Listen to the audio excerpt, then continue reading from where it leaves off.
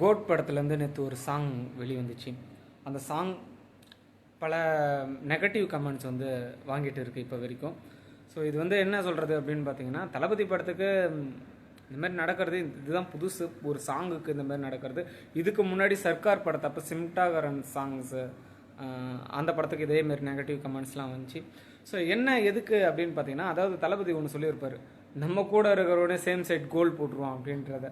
So அந்த மாதிரி தான் இங்கே நடந்துகிட்டு இருக்குது. நிறையா ஆன்லைன் தளபதி ஃபேன்ஸ் எல்லாருமே வந்து என்ன பண்ணிகிட்டு இருக்காங்க, இந்த சாங் பிடிக்கல, இது பண்ணல அப்படின்ற.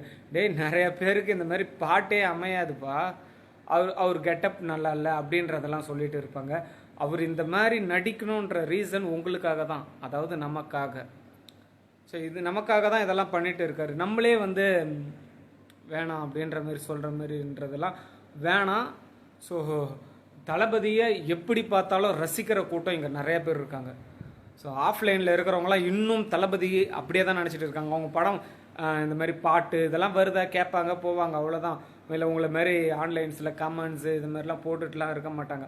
அதுவும் நெகட்டிவ் கமெண்ட். ஏன்னா நமக்கு ஒரு ஆளை பிடிச்சிதுன்னா, அவர் பிடிச்சாலும் சரி, அவர் தப்பே செஞ்சாலும் சரி, அது ஏதாச்சும் ஒரு நெகட்டிவாக இருந்ததுன்னா அதை நம்ம விட்டுட்டு தான் போகணும். அதை வந்து சுட்டி காட்டுட்டு, ஏன்னா அவர் நடிக்க போகிறது இன்னும் ஒரு படம் தான். ஸோ எல்லாருமே வந்து இந்த மாதிரி பண்ணாதீங்க.